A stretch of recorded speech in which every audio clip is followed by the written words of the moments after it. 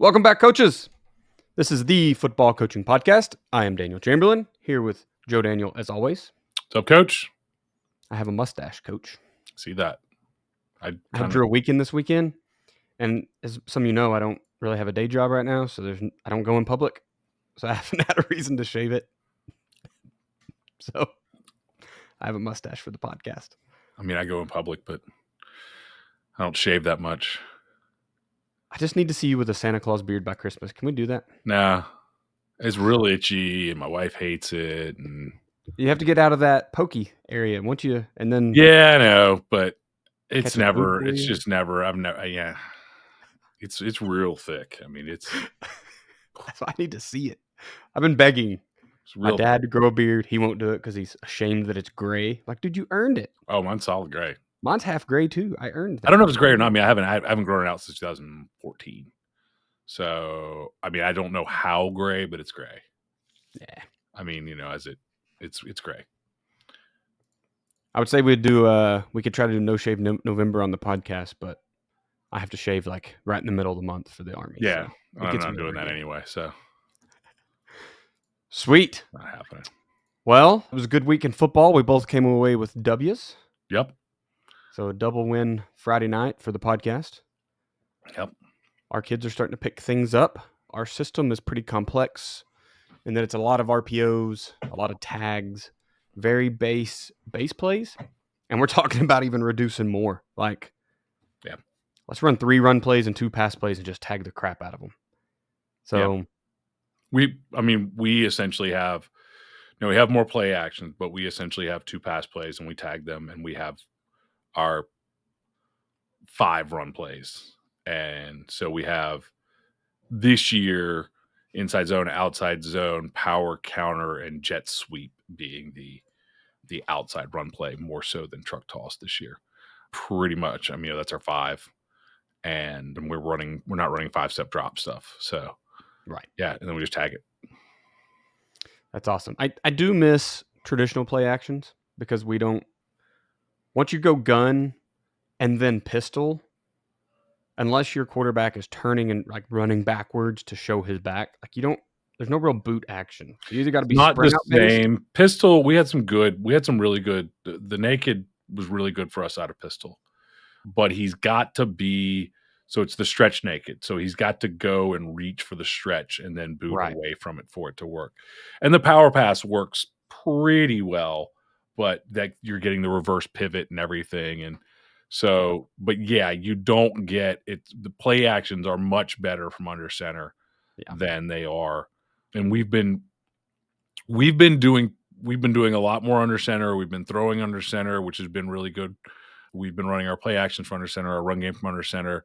We have a spread gun package, but I don't know this week. Of course, this will be a couple weeks later. I don't know this week because we have absolute animals bearing down on us. I don't know if we can get away from center fast enough. We got to get the ball out and use our speed and use down blocks and angles and all that sort of stuff. So this week is without a doubt. I mean, honestly, this is one of the most physically talented teams that we've probably played in 20 years. Physically, just extremely talented. So it'll be fun. We always play them well. We always play above our level, I feel like, in the past. And I feel like we have some good athletes now. We have, when we were bad, we played some great games against them, and we're in games that we shouldn't have been. So it'd be really interesting this year. Yeah, the under center stuff. I'm like, obviously we can still do most of our stuff, but like I'm scared to death that it's just this. Yeah, I don't know. We'll see how it breaks down, because obviously we're not abandoning our normal stuff. We'll talk about this and we'll get on with our topic that isn't football. How does your speed? I know you guys have been athletic speed movement for like 2 or 3 years now. How is that helping you versus these super physical teams? Can you really like outrun them to the edge? Yes and no. Can we just outrun everybody? We have a few players that, yes, they're always that way, right? Athletic speed and movement has helped them, be a little bit more explosive. They've been able to put a foot in the ground and go a little bit more. The acceleration is there. Not necessarily top end speed, but the acceleration, which is probably more important. Being able, there's a lot of things that we're doing that, and it's really, I would say this is our first year. Honestly, we were running the program. I wasn't running it before, and it was being run almost off of memory until, Yeah. and it's like it drifted. So maybe this is like year 1.5, and we're doing the in-season program for the first time and things like that. So our speed is the thing that, what I would say is that what it is allowing us to do right now is to create explosive plays. We've had explosive plays that weren't, we've had explosive plays that were being the shiftiest. We've had explosive plays that were, a breakdown in the defense for sure. But we've had explosive plays where it's a one-on-one and we just go. And we just, like a hitch that just goes. Break one tackle and gone. We had it was technically a power that did the same thing this week. Just split two defenders and gone. And that acceleration, I am in both of these games, the last two games that we won, and in game one we lost 38-35. So we, offensively we did a lot of good things. Our tackling was bad in that game, and was better against the second team, and then was much better this past week. And again, it's, people are like, well, how did you fix your tackling? So we emphasized it. And quite honestly, we were like surprised because we did lose some seniors, but a lot of our players are back, and the tackling just has never been an issue. And it just tanked like out of nowhere. We had horrific technique out of nowhere, bouncing off guys, throwing a shoulder, not quote quote wrapping up, not shooting the hands, not all that sort of stuff out of nowhere. So what we've been able to do this year is we have been able to create explosive plays, and we have not turned the ball over. So through 3 games, that's been the strongest part for us, especially offensively, is for the most part not turning the ball over and explosive plays. Yep. We're just the opposite. We are searching for explosive plays. Got a few. Mm-hmm. And somehow are turning the ball over. And our offensive line just isn't there yet. So later in the year, maybe we can grind out a drive. But our offensive line, we were talking before the, this past week, our offensive line created that wall on power, and our H-back missed the kickouts. Multiple H-backs, not one guy. Just like we got to hammer that. But like, there's things that our offensive line just isn't there yet for us to run the ball consistently right now inside. Yeah. And so, and we're undersized, we're inexperienced on the line. So it's like we've got to get the ball out in space and that's the best thing. We've got good athletes. Let's get them out in space and take our chances. Absolutely. Well, sweet. As you all know, when we have a beginning of the season episode 00 as we like to call it, which this is for season 17 of the Football Coaching Podcast, we like to get something a little bit off topic, something that maybe, it's not X's and O's, not like program building. So tonight we're going to talk a little bit of you don't know what you don't know until you know, I guess, kind of thing. And so we're going to discuss kind of our aha moments in football as I'm growing as a coach, going into my 5th year now, and Joe's been at it for 293 of them. So he has experience talking about 22. That's a lot. I know. It's multiplied too because of this. Oh, for sure. Yeah. There's without a doubt. There's no way I would be anywhere near where I am without this. And then all the little pieces I keep trying to pick up along the way. Like, yeah, well, things like the game film analysis and it's the podcast, the game film analysis. For me, it's the Chalk Talk Q&As. It's if you take the Chalk Talk just as an example, that's essentially playing weird board wars once a month for 9 months out of the year and once a week for 3 months out of the year. So, yes. Whatever that comes out to, roughly 20 times a year, I'm playing weird board wars with just like stuff. And then, I've done a million systems and products and game film masterclasses and webinars, and it just and like, the hundreds of game film analysis, and yeah, it multiplies. So we've had some aha moments between the two of us. Mine are more recent. Yours, I feel like were probably a little while ago. Although I will say we're both still learning all the time. Absolutely. We discuss it all the time. How whether we record it or not, how we're still seeing things in football that we're like, oh yeah, that makes sense. That's an easier way to do that, or whatever. Yeah. I had no idea that was a thing. So that's what we're going to talk about tonight. Before we do, Joe, do you want to pay the bills here? No.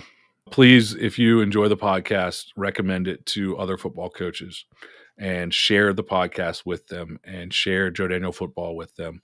And let's expand the knowledge of coaching football. I know it's great to get a film and be like, this team's horribly coached, we're going to win. But I think it would be better for us to kind of lift up the coaching world by getting more coaches to stop doing the things they've always done. So share the podcast and share if you like this podcast, share it with some young coaches who haven't had those moments. Share it with some old coaches who can look back and think about all the things they thought they knew and all the dumb things that they've seen new coaches come in and think they know. And that'd be great. Absolutely. I'm going to plug myself shamelessly and go to patreon.com/Chamberlain Football Consulting. I've put on some special tiers. So if you're needing assistance in coaching, self-scout, breaking down an opponent, you need an extra staff member that physically isn't there, I'm your guy. Check out Patreon and see if I can join your coaching staff today through one of those tiers. I think Good to go. At some point we need, by the way, that was just disgusting. This is the way that you just beg for money on a podcast. I think we need like virtual presence devices where we can actually go and like coach your team for a day for like a certain. Sheldon Cooper built it. You got to get a robot, put an iPad on it. Robot, and my yes. favorite I need t-shirt. a robot on a hang a t-shirt. I'll mail you my t-shirt. I'll mail you the new JDFB shirts when they're done. Yeah. And you just hang a JDFB shirt on there. It'll be part of the package. Is you'll get a shirt. I'll even put it in your size and not mine. And if you hire me, you hire Daniel, you can get whatever. And you roll my virtual presence device around your practice field, or I'll roll around your practice field, and I'll just coach for a day from the distance. I love it. I even have extra time right now because I'm not even going to practice, so it's just games for me. Yeah, I'm bored. So, guys, just email me. Let's figure out how I can help you guys out. Stuff. All right, let's talk about some offensive aha moments. So, Joe, what are some offensive things that you didn't know, and then all of a sudden you did, and you went, holy crap, how did I not know that? I mean, just from day one, my very first practice ever, probably not my very first practice, probably the very first practices, I think the first week, I just shadowed Tyler Mosley, who's been a huge impact for me. Has been a head coach a few places around Southeast Virginia. He was the offensive line coach at the time, and they were just like, go shadow Tyler. I've talked before, my head coach who's passed away since my first year. Didn't do a lot of mentoring. Just kind of was like, here, go follow him around for a week. And I was like, okay. And I had played in college, but I was like a defensive lineman who didn't know what was going on. Then I was a linebacker who didn't know what was going on. And in high school, I just knew what my position did. I didn't know the overall deal, and we were two platoons, so I only played defense. I played offensive line when I was in like 7th grade. From freshman ball on, we were two platoon. And as a matter of fact, I take that back. We were two platoon in 7th grade, but I was just a fat roly-poly kid. So they're like, you're a backup guard. And I'm two platoon my entire life growing up. So I knew nothing about offensive line play and nothing at all. And so I think when I started out, there was a long period of time where I was the JV offensive line coach. I had guards pulling into each other. We were running a Delaware wing tee, mind you, with the numbering system, as we talked about on a previous episode with Tony. They number it left to right and all that kind of stuff, or right to left, and it's wild. And he's like, just go out there and run 921. And I'm like, all right. So, 121, right? Well, where's the one? It's the left guard's butt on the left. No, that's a sweep. So just like, and I was like, this is the dumbest thing I've ever seen. So this is two. One, I didn't know the importance of the offensive line, right? I didn't understand offensive line play and all the things that went on with it. And I think it took me years to realize that that's the driving force. Two, this is one that a lot of coaches, and we talked about it at AFCA, you go to clinics, terminology is not universal. And this happens a lot with coaches that are coming into JDFB. They'll be like, we run the old whippersnapper defense. And it's like, what? And they're like, they don't know because they've never run anything else. And that was the first thing presented to them. And they're like, it's the, like, it'll be like somebody from Oklahoma. And they're like, we run the Oklahoma oop de oop. And I'm like, cool. I've lived in Virginia my entire life. What the hell is that? And then they explain it. And I'm like, okay, that's called a whatever. It's like, even like just Oklahoma. The Oklahoma drill is different everywhere. For sure. That is all that means is we have two kids running unprotected into each other. Right? Yes. That's all it means is bad idea. That's pretty much all. Bad idea, potential, mental and physical toughness. Okay, sure. It means bad idea, potential concussion. That's the only universal language in Oklahoma drill. So, terminology, of the offensive line is super important. Terminology is so not universal. And early in my career, I would be like, that guy doesn't know what he's talking about because the two hole is clearly over there. And this is, 24 is 24. And right, like even 24 for me now is not the same. It's not 24 that I thought it was then. Right. And so for the longest time, I thought that the traditional numbering system was what everybody was doing. And it was I formation, and it was, 31 trap, and it was, or 21 trap. It was 32 dive. It was, all this kind of stuff. And so that was what everybody was doing. And there was a little bit of like, well, the 4 is the gap, or the 4 is the, no, the 4 is not the gap. The 4 is run over the tackle. It's like, well, no, the A gap is 2, the B gap is 4, the C gap is 6, and outside is 8. And they're like, no, 4 is run over the tackle. So that's where, and that was just a slight difference. And then some guy comes in and goes 121. And I'm like, where's 121 going? They're like, well, obviously it goes all the way to the right. And I'm like, no, it doesn't. That's ridiculous. And then we start just doing, calling it just power right. And that was like legitimately, like, that was like a mind-blowing thing for me. Was like, what if you just name it? I'm like, what do you mean? They're like, we just call it power right. I'm like, well, how do they know where to go? Like, well, power right goes to the right, and it's power. It's always power. I'm like, okay. And then I changed the numbering system just because I like the calling, but basically 24 means, 4 means power right for me. Right. It's just like a code system now. It's probably unnecessary. We'll probably name it, but and then people got to be the same. Everyone calls power to the right as the 2 4, right? Yeah, right. Yeah. So ours isn't like mind blowing, but 2 is, 2 is, if I call 2 means inside zone right, and somebody else is calling it, and like let's not even get started on zone. Guys would be like, well, we run tight zone, we run wide zone, and I'm like, I run inside zone and outside zone, and tight zone and wide zone. So I have a definition of what tight zone, inside zone. I don't even know what wide zone is. Outside zone, I have a definition of those things. Guys call split zone, and I'm like, it's just zone. Like, no, but it's when this guy goes. I'm like, how is that a different play? It's just a different. Terminology is a good one. Terminology. When you think and this is just for new coaches, and maybe some coaches that are in year 2, year 3, year 4. If you go to a clinic or go to a whatever, and you talk about your terminology as if it is universal and everybody should understand it, that's fine, but just understand that's how you need to explain it. I would explain it as, this is what we call it. Because if you explain it like this is universal terminology and everybody should know it, you are letting everybody else know, and this is not a bad thing, but you are just letting everybody else know what you don't know. Because after a few years and a couple stops and a few clinics, you realize terminology is so not universal. So not universal.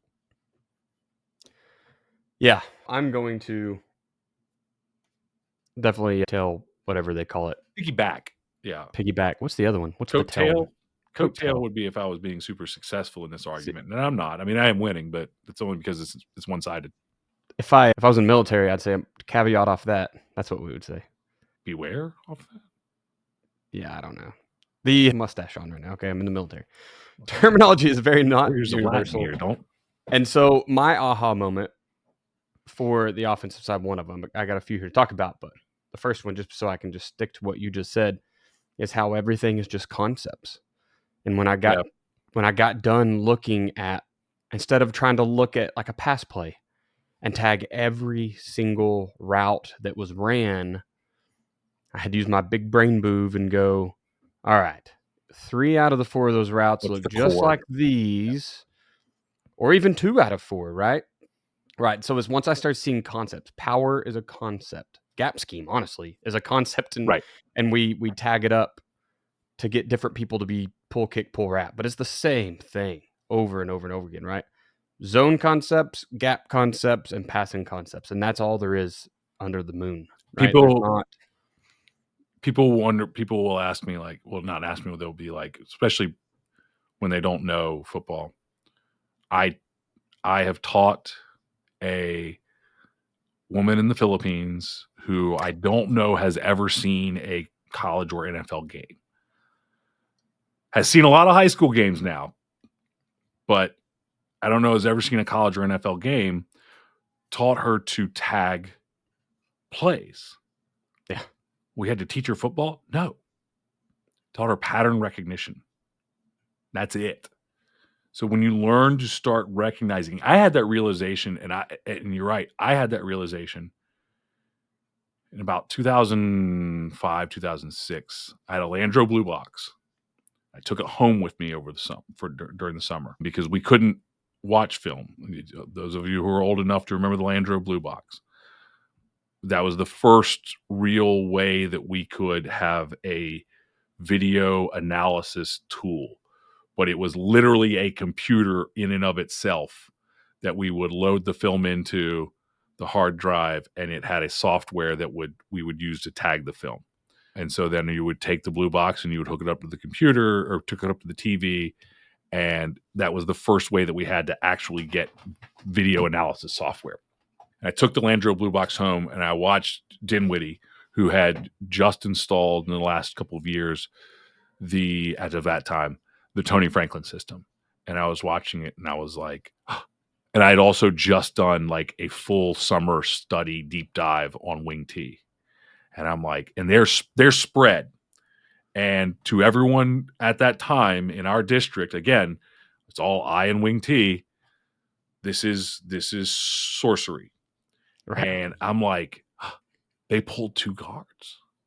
That's buck sweep. And I watch a couple other plays and I'm like, and I don't remember. So somebody could probably go back and tell me about Tony Franklin's system and be like, you're the dumbest person ever. And I could be wrong in my memory and all of that. And I agree. But at the time, what I remember thinking was they are running. And this is before I'd seen shotgun wing T, anything like that. I was like, they are running wing T concepts. They're just spread out.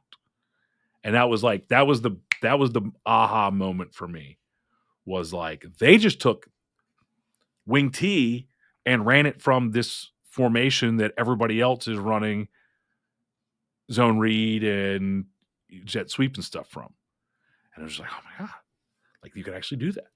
And so that was like a huge moment for me, was realizing that this was not just an offense. You know, I'm having an epiphany right now, and now I wonder, is the go-go offense? I don't know what that is. From UNLV. Don't care. So it's shotgun with 2 backs to one side. Okay. There we go. Is that just the literal gun T? Is that wing T with the quarterback? Is that where he's getting all of his Never You need wa to I mean, watch I'd that. have to watch You it. guys that are listening, tag me on Twitter, tell me I'm crazy I'm at sure Coach there's Chamberlain, elements, yeah. okay, and see is UNLV, Coach Marion, if you're listening, dude, come on the show and talk to us. But is he just doing old school wing Stop being T? stingy with your time, dude. You're not that busy. Division One's not that hard. Just get on a Yeah, podcast. you're just Takes an hour. mid-season of a Division I football. I wonder if his is just I gotta go back and look. Anyway. I mean, now I feel like I need to go Oh, you now need to look it up. It's a lot of fun. They do some I've fun heard stuff. about it. I just like that's this kind of stuff that like I Giving haven't it a name, right? well, yeah, but like I don't have time right now to just I go understand. study an offense. So it's like Uh, I want to. I want to have that time. But yeah, I mean, probably if you look at it, I mean, as you've found more and more and more, I'll just tell you, I spent several hours this weekend watching Bixby stuff, and welcome to my because of the world. fact that we're getting into a part of our schedule where we simply cannot line up and just execute. We have to get eyes moving. We have to get people adjusting and everything. And so, Right. but everybody's, oh, Bixby's so creative. It's like a couple things. And also having game film of Bixby. A couple things. Number one, I'd be more creative too. Like they suddenly become way less smart playing Jinx than they do like looking last year. Right. Right. All of a sudden they don't look as genius because they have great kids. There's nothing against them. Been on the podcast. They know they have great kids. But the creativity is not in play design. The creativity is in ways to run the plays that they run. Like Right. it is a million ways to run GT counter, a million ways to run GH counter. Like, that's and at the end of the day, if somebody didn't know, like you said, they would watch Bixby and be like, that playbook must be this thick. And I'm like, only if they bother to print all that stuff out because they probably change it every week and it really doesn't matter. And the playbook can probably be 8 pages. And it's like, here's our 4-1 place. And you figure out which one it is because, it's like, and honestly, like, and like I just said, they run GT counter and GH counter. Those are the same play. It's just a Right. tag. Like, and then they've got a So million ways to run both of them. So it's like, having now been in that system for right. like 9 months, and the guys that I'm working with now literally just came from Bixby Yep. to the school I'm at now. Shout out Coach Cole and Coach Palmer. I think I already knew ball was pretty conceptual, but when I got into their stuff, and my next thing was tags, which is really the same thing, but you're right. It's a very small playbook with a lot of window dressing, right? Right. It's not, and it's all in how you present the information. You can call trips, trips bunch, trips tight, trips bunch tight. You can make all those 4 different formations if you want, or you can make that trips, and now we're going to tag it with any of these other things. Right. And now I can universally take that tag. I can go tight to twins. I can go tight to what a lot of people call tray, right, with an H back and then twins. So you get a 3x1 look. But you start realizing these tags can go for anything, and maybe you got Or to name it something fancy. you can go to the next level, not to spoil anything for anybody for upcoming podcast, but you can also just put pictures on the wristband. And you Right. don't even need names anymore. Now you can run anything you want, and you're like, I'm going to put the blue guy here, and the red guy here, and the purple guy here. And at the end of the day, all that matters is the offensive line knows how to run the concepts, and the purple guy and the red guy and the blue guy know what those lines mean. Yeah. So anyway, the tags, Yeah. and I just realized that it was all very conceptual. They're just running base stuff like everyone else. But you're right. They sit around on their weekends. They don't go and think, what new play can I put in What's this a new week? play? Yeah. They think, hey, those 45 tags we have, how can we rearrange those into a new order and then carry out the same thing but confuse the defense? And I look back on it now and I wonder because I played in college, I played for Scott Boone, who was the head coach at Randolph-Macon. He went on, he was a defensive coordinator at William and Mary, and I believe Nevada. And we scored a lot of points as an offense. We were a spread, we threw the ball every down. And in 1990, 1999, that was not the norm. 96, 97, Sidney Chapel, and then Brian Partlow, who are famous names to those of you who love ODAC history. But they threw for a lot of yards, and they threw the ball. I mean, we threw the ball 79 times in 2 separate games. Like 2 different times we threw 79 times in a game in my sophomore year, I think. But we used to joke about it because he would come in on Sunday and install a play, and I think he was friends with was it Tommy Bowden? Was it Clemson at that time? I think it was I don't know. Tommy. But I think he was friends with Tommy, or maybe idolized him. I don't know, but he probably was friends with him.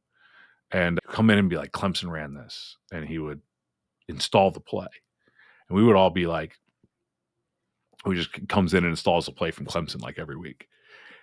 And now when I think about it, I'm like, he probably was not installing a play. It was probably like he saw Clemson do something and was like, okay, we have that available in our system. I'm gonna do it. And then would say like Clemson scored on this or whatever. Like we're gonna tag this and that. I knew nothing about the offense because again, 2 platoon, college, I played defense. I knew nothing. Right. So I don't even know what the play call was. Nobody ever bothered to tell me. But that probably was the case. And at the time, like we're all like, oh, he just goes out and looks at things that Clemson runs and installs it. You always when you're old enough to drink, you're old enough to sit around and talk about how much smarter you are than your coaches. We weren't old enough to drink, but we were doing it anyway. It's college. That's old enough, right? Yeah, I feel like 18 is college. Definitely old enough. Old enough to get in trouble for it, but still. So yeah, getting into the concepts and tags, I eventually realized that all gap scheme play, like I talked about that. So you talked about GT counter and GH counter, same play. It's a tag.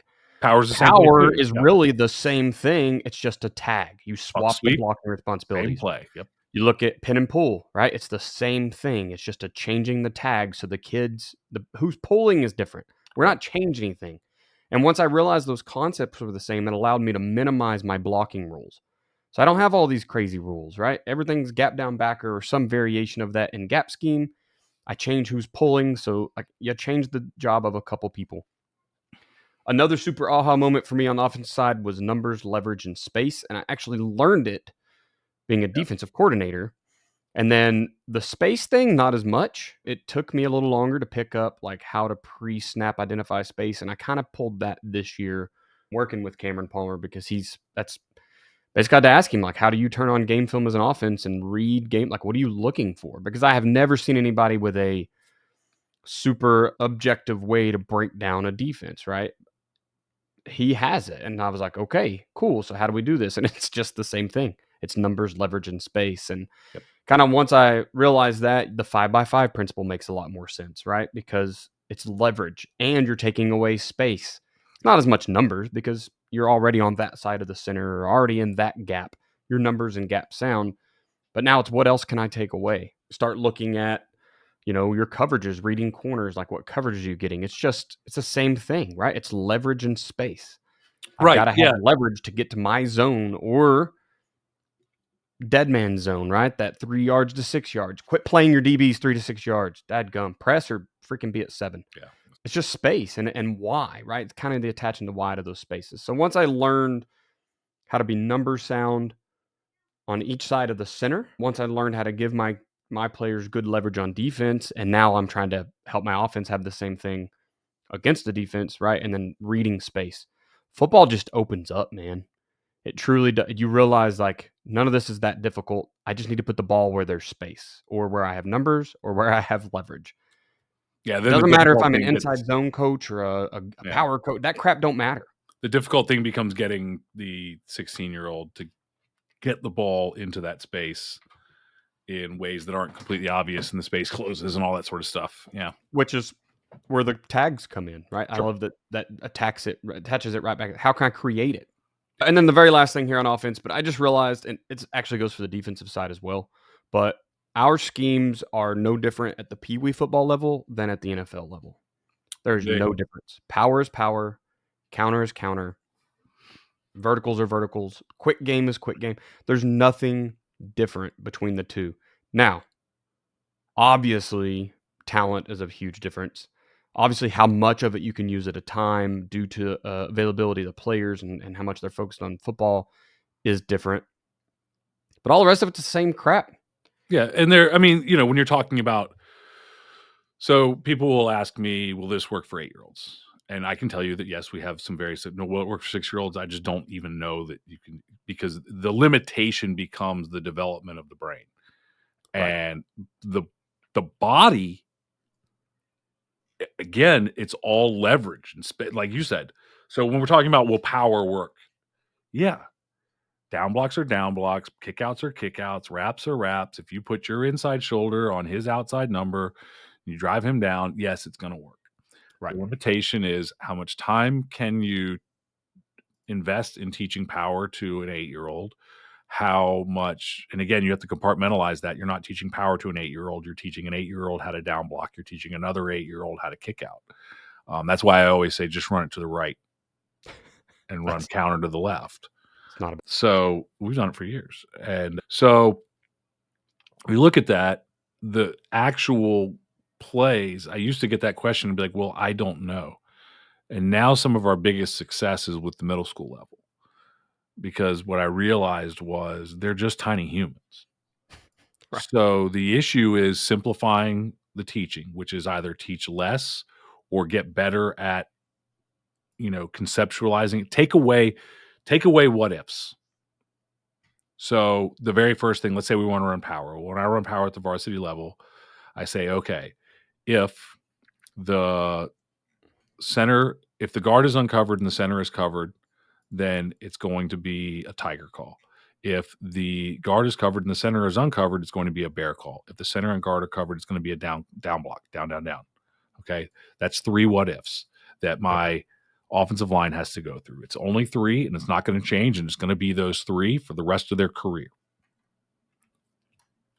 If I'm doing it with 8-year-olds, it might be when we call power right, I want you to down block, because the defense isn't that sophisticated.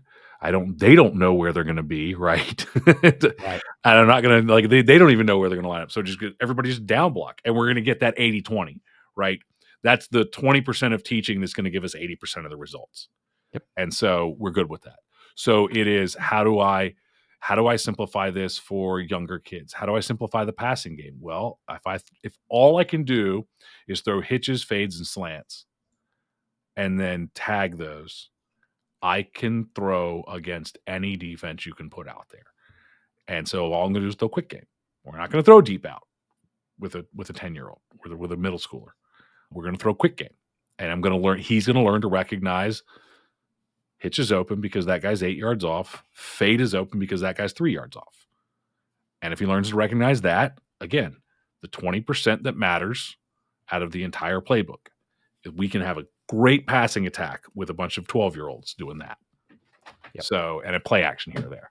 So, that's when I realized that the answer to because my answer used to be, I don't know, I coach high school. And then I started being like, well, but our middle school runs this. And then, a lot of people will call it youth because they don't have middle school. And they're like, I'm like, what's your youth look like? And they're like, well, it's 12 and under. And I'm like, that's middle school. And then it was like, okay, well, this works with 12-year-olds and 11-year-olds. What about the 10 and under? Well, they're just a little bit smaller. And then and where I'm at now is 8 and under, we're good. When you go to 6, I'm like, I'm not sure. You're getting awful close to my son's age. Yeah. He's crawling.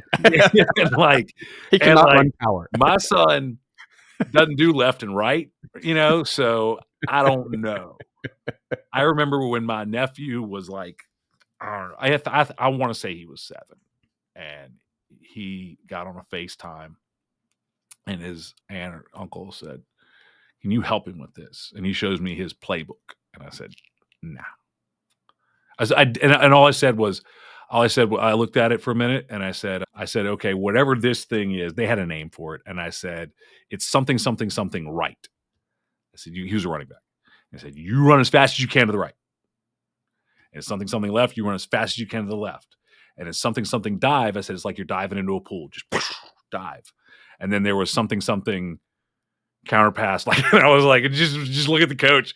I was like, is the coach in the huddle with you? He's like, yeah. And I was like, good. Look at him when this one comes up and say, what do I do? Yep. Jesus. Well, let's move off the offensive side and go to defense. Before we do, I want to talk about athletic speed and movement. I know we mentioned a little bit earlier with Joe, if you talk about getting his team better, if you're looking for that acceleration, the next boost, we used to say, let the grass grow, right? If you want to make the other team extend their turf with whatever cranky wheel makes the turf longer or whatever, however they're doing it there in your area these days, we're all on turf, it seems like. So jump over to athleticspeedmovement.com, sign up today. We don't play on turf. We have one game on turf. Look at that. Grass fed. I love it. We play, let me confirm that. Well, 5 of them are definitely on grass. Depending on if we play TJ at home or away, 6 of them are on grass. TJ doesn't play. Richmond City schools generally don't play. They aren't allowed to play at night, so they generally just travel all the time to non-city schools. They have a field with lights. That's not really the issue. Gotcha. Never mind. Yeah. So when they play each other, they'll play on like Saturday afternoon or something like that. And they do have fields, but they have one field I think with lights, but no, that's not the problem. So let's see. We have 5. I don't know if TJ's at home or away, but we played at New Kent. That was grass. We played Southampton has grass, and we didn't play there this year. And Nottoway definitely has grass. We didn't play there this year. I don't know what Dinwiddie has yet. I don't know if they got new turf. Prince George's the only one I know for sure has turf. Petersburg has turf. So I think we have 2 on turf this year. Well, if you play on grass or you just want to be really fast on turf, acceleration is what Joe talked about earlier, right? If you're looking how to get your guys, if you need the Tesla Cybertruck of fullbacks from 0 to 60 in 2.3, you're probably in the wrong game. But you're going to need a new speed movement will get you going. You need one that'll make it through the season. You'll relatively be closer. Athleticspeedmovement.com. Go there today. Part 2, defense. So what was you started as a DC, right? That was your first love? Yeah. What were some of the aha moments you had on defense? And it didn't be when you was a DC. Numbers don't matter. That it's under like a lot like what we talked about before, that it is the underlying principles of the defense. It doesn't matter if what matters is not really they all serve their purpose, but what really matters is I can move between a 3-4 and a 3-3 and a 4-2 and a 4-3 if for us the principle is the run fits principle, the umbrella principle.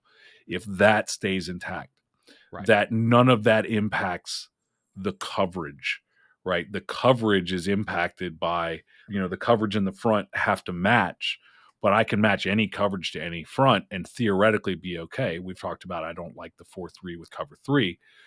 But outside of that, really understanding that what really matters is we have these gaps and we need guys that are going to be able to fill those gaps. And I'll just add in a side one there that we don't assign linebackers to gaps because the linebacker's job is to fill open gaps where the ball is going. The ball's moving, right? Yeah, and if it's a toss, he's not responsible for a gap. Like nobody is, because a gap doesn't exist and it doesn't matter. So we don't assign linebackers gaps. That was a big one, but the numbers don't matter. That 4-3, 4-2, 3-3, 30, 5-3. You should get in arguments about. I don't remember being in those arguments. I know people get in arguments. I've been in these arguments where I've been on the other side of these arguments, where that's not a 4-2, that's a 4-4. Right. Okay. Who's the forced defender? And if they know what a forced defender is, which often they don't. We just talked about terminology is not the same. Right. Who's the contained defender? Whatever. Who's the guy who's supposed to be the outside contain? Most coaches at least kind of understand the concept there, the idea there. And it'd be like the outside linebackers. And I'm like, cool. Me too. But I just call him safety. Yeah. Like, it's not that big a deal. And guys get really hung up on it. And I'm like, this is high school. I love looking at, it took me a while with NCAA, with the college football 25. Yeah. Because, I use San Diego State. Still do. I haven't even finished my 3rd season. I get like a couple games on a weekend night, and I'm just working my way through. I'm about ready to move up to All-American. That's how much that's my progression so far. Well, San Diego State's defensive playbook has 4-2-5, 4-3, and nickel, or 4-2-5, 4-4, and nickel. And I'm like, I don't get it. And the 4-2-5 is like a tweener defense. This is what I've figured out over time. The 4-2-5 is like kind of a tweener. And the 4-4 is solid against the run, and the nickel is better against the pass. Why is nickel better than the 4-2-5? It shouldn't be, right? It's because that's a 4-3. So it's funny in that way, because even the designers of the game think differently than me, because I'm like, this is just three of the same defense. Call them different things, but I understand that they have, they put in a linebacker here, they put in Personnelling, they personnel it. They have personnel. That's the key. Maybe at Bixby it matters. There's a 4-4 or 4-2-5, because they might have 4 safeties and 4 linebackers, right? I got 2 safeties and 2 linebackers, 3 safeties and 2 linebackers. Like, I got 11. I mean, let's just look. I got 11. I don't care. Our outside linebacker last week played inside linebacker the week before that. And you'll probably be an inside linebacker this following week.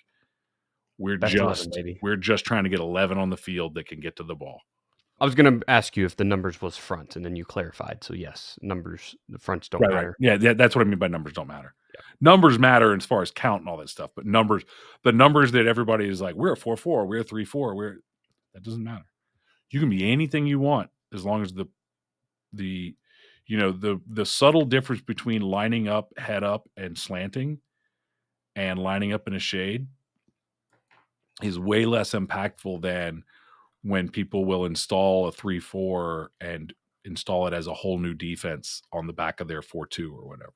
So I kind of have a couple, but my first one's actually, it has to do with coverages. So, and just real quick, that one, going back to that one, the other part of that is when guys say things like, you can't stop insert offense here in insert defense here. That's stupid. We have 11 guys. Yeah. If my 11 guys execute any of those fronts or are just flat out better, I can run any front I want.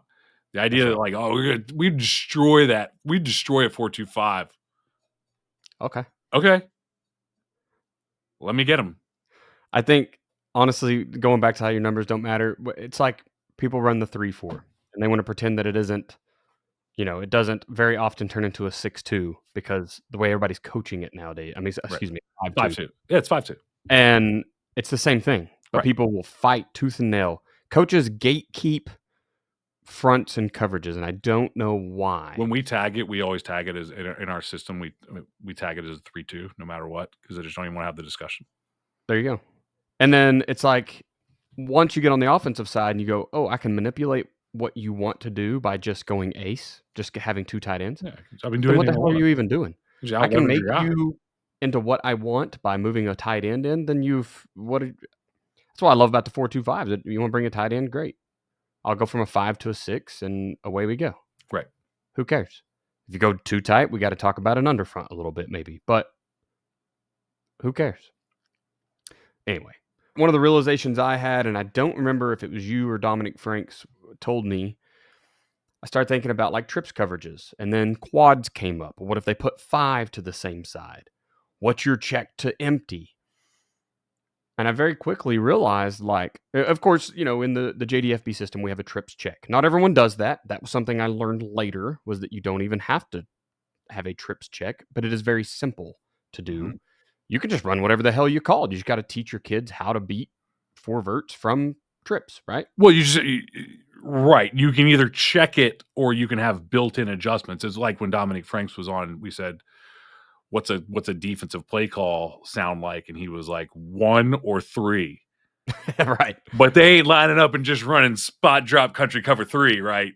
Right. There's a billion checks out there. Yeah. But when I realized that there are only so many zones that receivers can go to, that was a big aha moment for me. Because when I my first year, I think I've mentioned on the show, on day 3, I was made the DC. On day 3 of my coaching career, I was a 1A football team's defensive coordinator, and I didn't know a lick of football. Not one lick.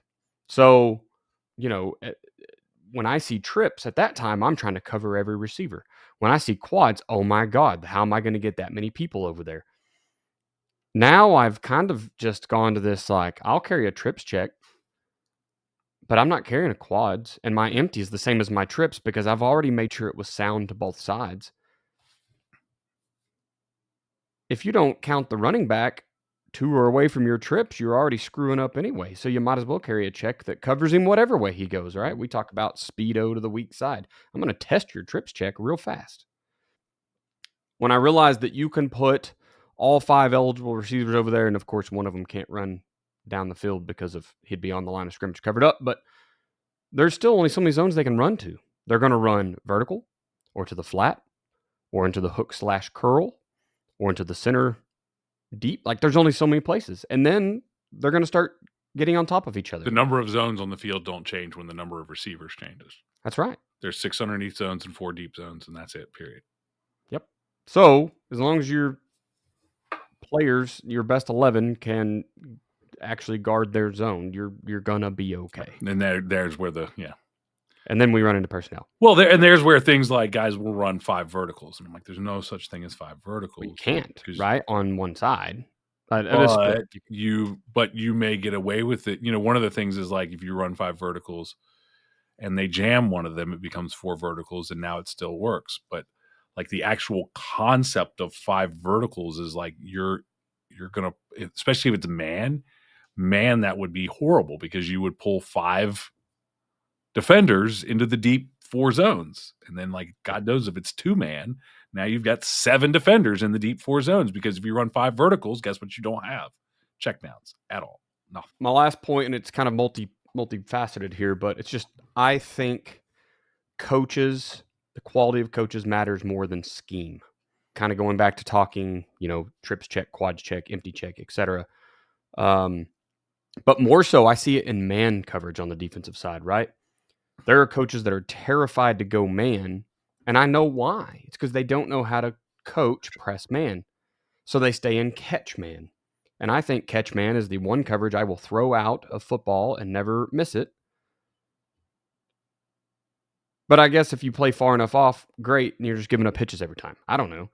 But press man, when played even almost correctly, you have to make contact. Very rarely is, by the way. Right. You got to make contact at the line of scrimmage. You got to take away the quick slant and make the quarterback throw the deep ball. He's going to suck at it. Absolutely going to suck at it. And so if you have a coach that can correctly coach cover one, we all know it's the best coverage in football when done correctly, but I think it moves way up the rating even at small school ball, even when you don't have athletes. Just throw off the timing. Make them check to a vertical because they're going to. Or they're not. That's even worse, right? It's if they don't want to. They're going to continue running a slant or a hitch, and you're playing inside leverage press man. And just throw off the timing. That quarterback is thrown on air or thrown against a terrible corner all week in 7-on-7, and you have a chance to shut him down at the line of scrimmage and make him throw a low percentage ball with an off-timing receiver. I think it does everything we want it to do in defense. And now we can play a lot of football in the box. I had another one. I guess this one technically isn't under coaches matter more than scheme. But the biggest realization, and Dominique Franks did tell me this last year, and I have seen it in action so many times now, especially at our small school level where we don't have D1 quarterbacks. They're not running a vertical that matters to the field. Right.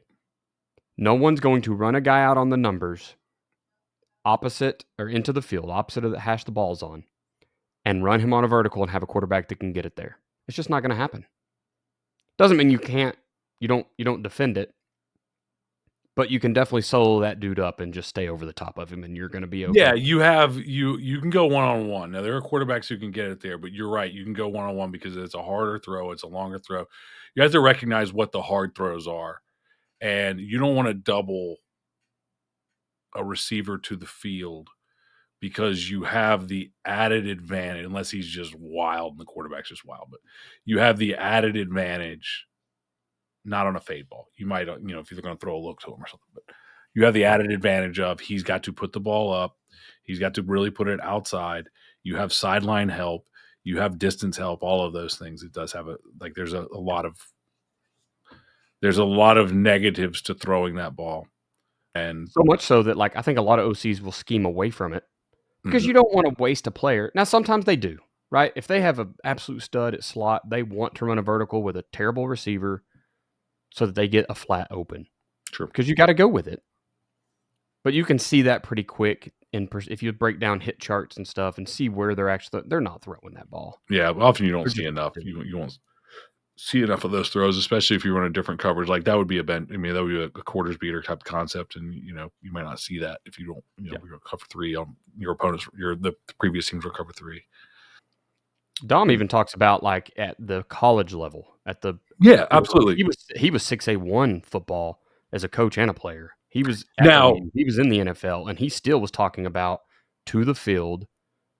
We're not really worried about the vert. Take away the other thing. I will argue from his perspective, yes, because the level of that singled up I will argue that it cannot always be the principle, but the level of that corner covering that field fade is closer to the level of the guy he is covering than if you have an elite receiver with an average high school kid, right? Right. Then it becomes like, well, it might be a little more dangerous. So it's interesting in that, but yeah, I mean, that's it's again the advantage of space and time and distance and all of those sorts of things and leverage and help, right. Knowing where your help is at. Sideline is help. Sure. Those can all be huge advantages to you. I'll give one more, and then I close it out here pretty soon. I can talk a couple of program things, but this is one that I had recently. Missed tackles only happen in one-on-one situations, and one-on-one situations shouldn't happen that much. I like it. So we tackled horribly in week 1 and really in week 2. But in week 1, we tackled horribly and our effort wasn't very good. In week 2, we tackled a little bit better, but not much.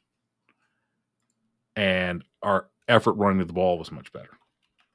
Now, alignment has a lot to do with that, all of those things. But in general, I don't see that many JDFB coaches who have major tackling issues.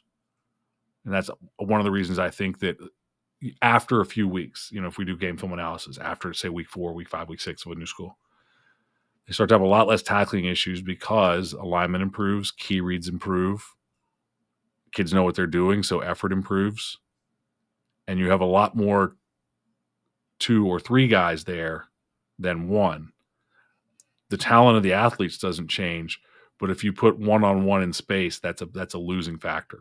Right. And so if you can coach up alignment, key reads, and effort,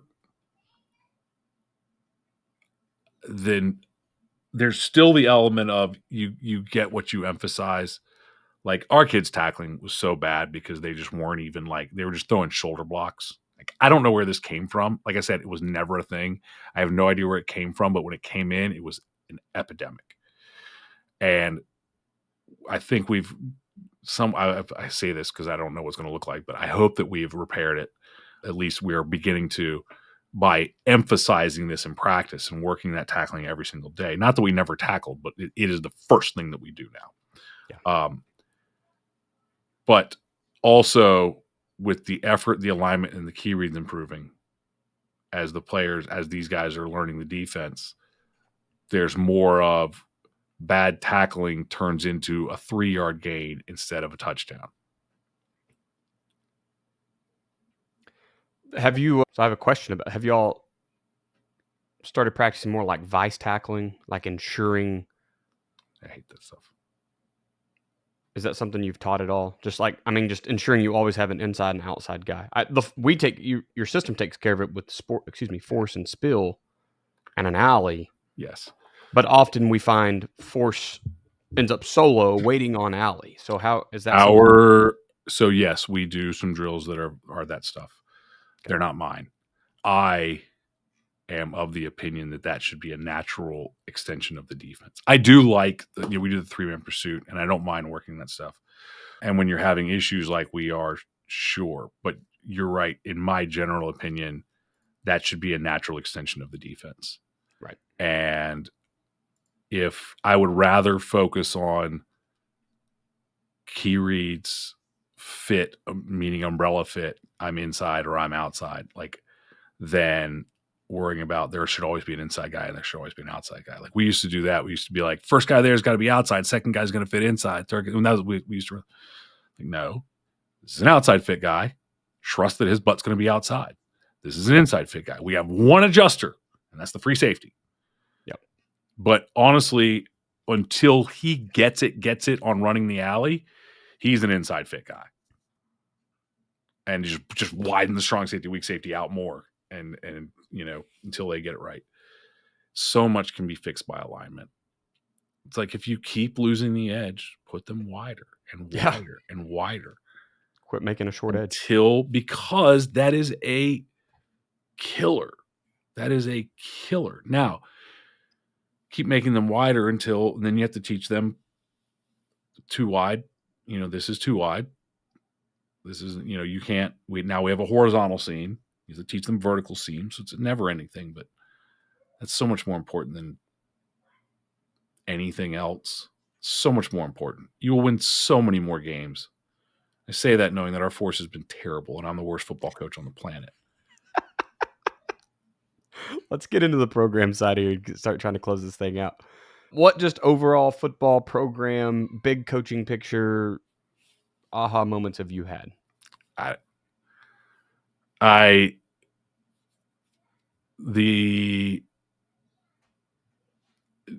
I'll use UGA as an example. Now, it's a little bit more because UGA recruits the guys that they have. But Kirby Smart is not running a driver's ed program. I knew this was where it's going. My eyes got big and everything. These are things. Pandemic. Everything. It is. It is. Yes. And that's the key. It is not something. Now, I'm sure he's working on it. I'm sure he's trying. But that is not something where you go, well, Kirby Smart's a bad football coach because his guys keep doing dumb stuff in cars. It's like when you cannot control everything. You cannot. I guess it's that, you're either coaching it or allowing it. I used to hate that because it's so almost derogatory towards the coach. It's like, if it happens and I'm working to fix it, it may still happen because they're not robots. I talked about this in our newsletter this month that I read the college football 25 Reddits and stuff. I used to read those. I don't delete that app, and guys would be like, oh, this game sucks. I called this play and this player didn't go where he was supposed to go, or this guy missed a block. And I'm like, oh, so you don't want a realistic simulation. You want robotic, because that's not what real football is like. No. They do stuff all the time. The only problem with it is take the jet sweep play that's kind of, usually there, but every once in a while, you'll go run the jet sweep and the guy that's supposed to block the force player just runs right by him. And the only problem with it is that you can see that animation happening and you're like, oh, he's not going to block him. So it's like a programmed thing rather than just a kid doing a thing. So you're like, oh, the program screwed me this time. Right. But the reality is that's what happens. And you just that's these kids are kids and they have their own mind and they do their own thing. And you cannot control. When I was a head coach, I remember that we had a kid. I won't name names or anything. I don't even want to name the situation, but he had a thing that he recreationally did. And we wanted him to not do recreational thing, but we had like meeting, and it's like, when does he do recreational thing? Well, he always does recreational thing with mom. And I'm like, well, here's the thing. You're not winning that battle. Okay. I would, and I will have a conversation with mom. But at the end of the day, it is not up to me to decide, like, you know, if, and I don't think that this was like a CPS issue type thing. It was not up for me to just, it could be, I guess, but I don't, I don't know. It depends. Great. Probably not. Probably not. If mom wants to raise child a certain way, I have two choices. Well, three choices. Number one, I can talk to mom. Hey, this is not beneficial to us. Like, could you wait a couple months? Or at least keep it to Saturday nights. So we got a little time. One. Two, I can deal with it and just say, mom is mom. There's so many things that we're like, oh, the parents are doing this. And it's like, well, they're the parents. Or I can kick them off the team for the decision of an adult.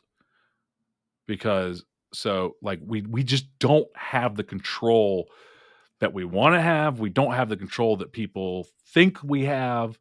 Like that's not, we didn't raise them for the first 14 or 15 years or whenever we got them or whatever. Like it's just they're human beings. Some of them are fundamentally damaged. Some of them are damaged from, and you can call it damaged or you can call it, unique or whatever. Some of them are different just because they were born that way. Some of them is because of the way that they were raised, but like they're just not, everybody's not going to be a robot and conform. Right. It's just not happening. That's the beauty of it, honestly. That's the art behind the science, right? Like figuring out how to motivate a kid. My favorite part. Completely different. That's my favorite part, honestly. Is like, how do you make this person who has been a solo artist their entire life? You can't just yell and scream and make it. No. You can't. In fact, I'm learning as I get older that shit works less than ever. Yeah. Yeah, I mean that like not to go, but so far back, but at one time, like go back to when my dad played. Okay. People lived in communities. They didn't travel as much, right? They were in the community. I mean, he was in a military community, but Air Force, but like people lived in a community. They didn't travel as much. There was segregation. So there's obviously a massive difference. There was just people were more homogenized, right? You got this group of people, and the thing that worked with them generally worked with everybody because everybody was, not everybody, I'm sure, but more people grew up in this place, lived in this place, been this place their whole life, around people that are like them, raised by the village rather than, because that was a lot more common, right? Stay-at-home moms or kids are together, they're running around the neighborhood with everybody else in the neighborhood, right? That kind of stuff. So as we move to a more mobile society, as we move to a more integrated society, as we move to more people from different backgrounds being together, probably if you're in a mountain town in the middle of nowhere, it's probably a little bit more still, but now you have the internet and things and people are seeing the world even though they don't leave their little town, but probably a little bit more if you're in a rural mountain town or something like that, that everybody, or a farm area, that everybody's kind of grown up with the same kind of life. But the reality is most of us, we're in suburbs, we're in cities, and people come from all different places and all different backgrounds, and they see all different things around them, and they watch different TV channels, and they watch different things, see different things on the internet. It's all freaking different. And it's just not, you just can't do it one way. It won't work. My big program thing, and then we'll really start trying to close this up. It's kind of an unfortunate one. And I don't have an exact number, but essentially bad coaches exist all over the place. Mm-hmm. And it doesn't matter the level of ball. It doesn't matter the size of the team or anything. There are coaches out there that simply got where they are because of who they know. So they're not good at what they do. They may not even be good people. May not even be good with coaching kids. That crap exists. We can see that in the news. I mean, there's some of them that are just absolutely stupid. Yeah, didn't we just have, like, some this year that The I guy actually the guy the I guy at Hoover, considered sending an right? email to that team. Like, I "Hey, mean, hire me if the you." the guy at Hoover. The Hoover's one of the biggest schools in Alabama, Yeah, right? Been that's on what yeah. TV I've ever seen. Then did something else too. That crap happens, and so that was a big aha moment for me is that, like, yes, I've been at this for 4 years and 2 weeks, right? 2 games. Um, but I quit cowering down when I walked in a room after about 3 years. I quit pretending that I didn't know football after 3 years. Imposter syndrome will get you in this world because everyone has these big high profile jobs and they really look like they got it together. The truth is they may not know how to build a practice schedule. They may not know how to block power. They may not know. They just simply got where they are because of who they know. So if you are a coach out there that's listening to coaching podcasts, you're probably already in the top 10% or so of coaches. Now, these aren't scientifically proven numbers, but I mean, the numbers are the numbers are what they are. People don't like it, but the numbers are what they are. Is that 1% is great, and there's 4% that are really good, and there's a 15% that is above average, and then there's the average, yeah, which is the middle, and then there's bad. And yeah, those, 80-20 principles, the top 20% is the top 20%. It just is.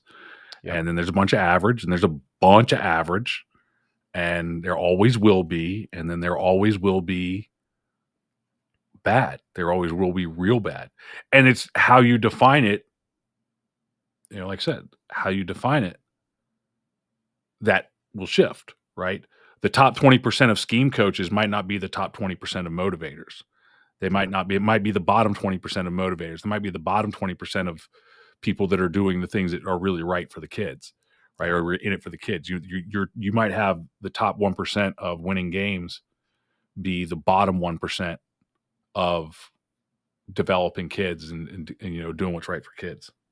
And There's a lot of examples of that. And what's tons. funny is we talked about college football 25, but if you've played Dynasty, that's not ridiculously unrealistic, right? Like Yeah, you've got to kind of pick your passion and maybe later in your career you get to doing the other you stuff. get better at Or other stuff. maybe like me, I'm not anything special, but I did go through the military for stinking You have a 15 different years or skill set. whatever Yeah. before I started. So I learned management and I learned how to develop people and I learned that stuff before I even knew a single X or an O. Right. And then I jumped to a podcast and learned a bunch of X's and O's. So like, yes, people are going to pick a passion and they're going to run with that. But And um, I think another one that kind of goes along the same lines as we talk, the comparisons, the thief of joy type of thing. If you are just looking at, and this is, by the way, this sucks if you decide to do what I do, because your record is public, right? yeah, And and there you will sell always people. be people who look at your record and say, well, you don't know anything. And I go, God, he's right. What am I doing? Because then that imposter, what am I doing? I don't really, it doesn't happen as much anymore, but it did for a long time. I'm sure. The reality is, and I've gotten better and better at recognizing this. The reality is that, especially at the high school level, now we can go to the college level, and again, you go, who's the top 20%? Well, the top 20% of recruiters are winning more games than the top 20% of scheme coaches. Right. And the top 20% of motivators of those guys they recruit. And then we have schools that are great at recruiting, but they're not good at motivating, and they're losing games with 5 stars all over the field, right? Right. And so we don't have to name names, but we all know. We all know. We all know. But then you have, at our level, you have guys who win a lot of games because they have the best players. And you have guys that don't win as many games, but are doing a better coaching job because they're coaching up players that are smaller, slower, whatever. Chris Four and I talked about it one time on a podcast years and years ago, that it's funny because the coaches would celebrate the number of D1 players that they had. Yeah. It's like, well, I would celebrate, and Chris and I talked about this. I was like, I would think the celebration would be the number of D3 players that you have, because that's the number of players who left your program and loved it so much that they would do it they would pay money to do it. To go do it. Yeah. Yeah. Yep. The last little aha for program is just it doesn't matter what the hell you run. Coach what you know. Yeah. Right. And I think I learned that through switching schemes all over the place and watching air raid type stuff be successful and watching flexbone be successful and what power I is going to be successful. Just coach what the hell you know, but fit it to your kids. That was a big aha for me. And a lot of that came from working with you, of course, Joe. There's some special stuff you can do with scheme. Absolutely. There's some things you can do to really amplify what your kids are good at, what they're able to do. But if you try to put a kid who can't do that into that same exact scheme, you're going to fall on your face. So you have to pay attention. Yeah. Yep. All right, man. We have to do level up. And I know this is a long one. We'll do it fast. We skipped it last week. What is your level up? Last week when we recorded the podcast, I was in Chicago. The following day, that Wednesday, was my strategic coach meeting. I'm in a group called Strategic Coach. It's kind of a business coaching deal with Dan Sullivan, and I talk about Dan Sullivan's books a lot.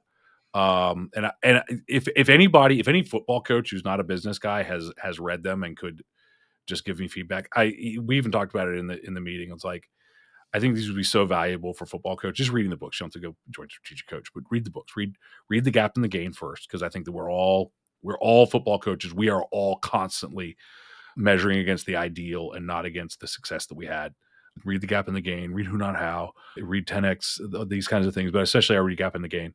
And it's so awesome to be in a room full of people who are like-minded and start to like clarify some of your thoughts and clarifying my thoughts towards where I want JDFB to go, where I want my coaching to go, where I want myself to go, all of these things. And just realizing, one was realizing we're not that far off. And two was realizing, like, just clarifying the mission. Elon Musk, and I think I've talked about on the podcast, Elon Musk like had the thing that just was so like, that just hit me. And this actually came from my last strategic coach. Now I'm listening to Elon Musk's book, and I don't care if you like him or not. It really does. He's not a likable person. That's not the point. He's not a likable person at all. That's completely not the point. So you can be like, well, I don't like Elon Musk. I was like, I don't care. Nobody else does either. Elon Musk doesn't like Elon Musk, by the way. Like, his thing is going to Mars, and his entire thing is built around humans being a multiplanetary species. That is what it's all about. Is the thought came to him that we don't have any proof. It's likely that there's other life because there's billions and billions, whatever, but we don't know. And so if an asteroid hits the Earth tomorrow, all conscious life could be wiped out in the entire universe forever and ever. That's it. Done. End of story. And so his thing is, got to get life to another planet, and Mars is the closest. And so this entire thing is just get to Mars. And I just, every time I go to Strategic Coach and every time I look into these things, and sometimes every time I read these books, I get closer to figuring out, and I still don't know exactly what it is, but I get closer to figuring out what get to Mars is for me. And I feel like once you figure it out, it's like everything just becomes easier. That's a really good way to look at it. I heard somebody recently say, like, a very successful millionaire, billionaire, I don't remember who it was. Plan B is the ultimate killer. Like, that's the cardinal sin. Because if you have a plan B, you're not committed to plan A. You've already said, there's an option for this to fail. It's just the know your why concept, but cranked up to like, no, this is what has to happen. And I mean, in fact, just keep it real quick. Elon, just in the book, they came to him and said, look, at one point, I don't think a lot of people don't realize this. At one point, SpaceX and Tesla were failing. That we're cooked. And they were like, just drop one and do the other one. And he's like, no, I can't do that. Yeah. Just can't do that. This is, and I mean, you have to admire that. And also there's a certain craziness to it because it made absolutely no sense. So I'm not saying that you want to do things like Elon Musk, but that concept to me nothing about going to Mars excites me, or any of those things, or being just You could have so the first state championship on Mars. What are you talking good. about? But it's the idea of, I have this thing that is my ultimate motivation. It's know your why, but like a lot of guys, if you talk to 1,000 football coaches, you know what most of their whys are going to be like I want the kids to grow up and be good people. Yeah. It's like, cool. Is That's it going to probably not Mars? everybody's motivation though, right? Is it? Yeah, and then it's like, and then you're like, well, okay, but if you don't win games, you don't get to stay there and do that long. It's like, okay, so your actual thing has to be deeper than that, right? It just has to be, because if you don't win games, you don't get to do that.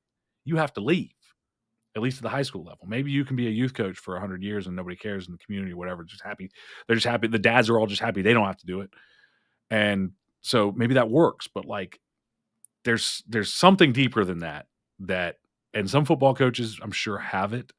Some football coaches, it's winning it all, and like winning and being the greatest, and that's the ones that are at the 1% of winning, maybe, or maybe if they're terrible at everything else, they're not, but like they have that just inner drive to win.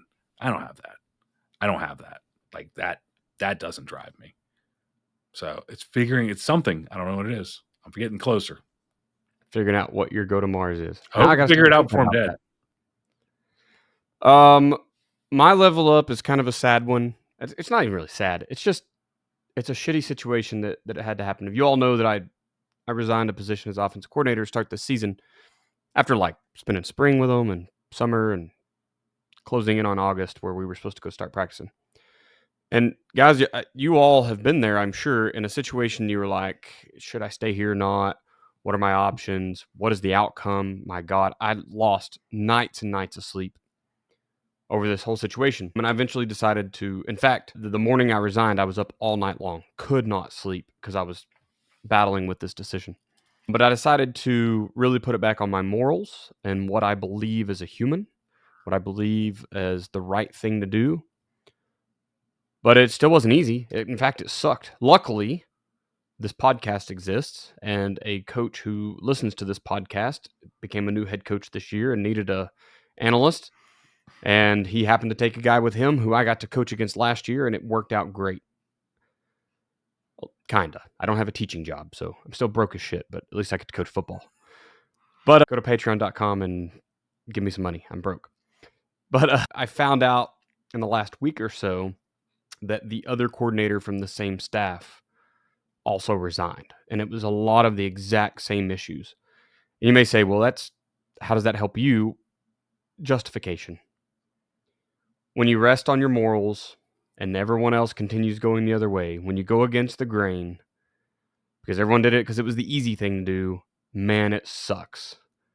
When that second person goes against the grain, you go, okay, maybe I wasn't as wrong as I thought I was. And it sure makes things easier. So my level up is simply that someone else made the same decision as me based on the same circumstances. And if you've ever left a job, you know what I'm talking about. If you ever lost a job that you could have probably won a shit ton of games. I mean, great kids. It's probably even harder. And some of you may just stay at that job because your record matters more, or maybe your get to Mars is I want to hang 5 Fixing state it, yeah. championship rings on the wall, or I I've seen want, that. I mean, whatever. I've seen people whose whole get to Mars was, I'm going to turn my alma mater back into what I want them to be. Right. You know, I watch my alma mater right now play, and I know I can never go home because the pressure there would be ridiculous. But someday I will be good enough that I could possibly go home and really do that. I can't go back to Marietta. I mean, I can go back to Marietta, but my wife won't be with me. Yeah. We live in the same town as my wife's parents, so I'm sure I'm never leaving. But for good reason. I love them. I'm in a very special situation there as well, where my in-laws are amazing. But anyway, I left a job. I wasn't sure it was the right decision, and it was justified for me by a person who I respect deeply. The other coordinator's guy I brought on staff. He weirdly reached out to me, and I made it all line up. But man, I promised him the world, and then ended up being a polished turd. Yeah. So, anywho, validation though. Yeah, validation, my man. All right, dude, let's get out of here. Everybody go to Daniel's Patreon, and you can find me on Twitter at football info, but I'm not going to respond. You can email me, Joe at joedanielfootball, but I might not respond, but I will. If you have questions about the site, I will get back to you. If you have ideas for the podcast, if you want to get on the podcast, if you want to get on the podcast, you should probably contact Daniel somewhere. But I am on Instagram at joedanielfootball, and I think we have a TikTok at joedanielfootball, and we have a facebook.com, joedanielfootball.com. Daniel's on Patreon. He's on Twitter, at Coach Chambo. Okay, the football coaching podcast is FBCP. The FBC. And Daniel's Patreon is / Chamberlain Football Consulting. Go buy. If it's your first time listening, please be sure to subscribe. If it's not your first time, leave us a review. 5 stars or bust, you suckers. Thanks for listening to this episode of the Football Coaching Podcast. Remember, coach simple, play fast, win. I'm too tired.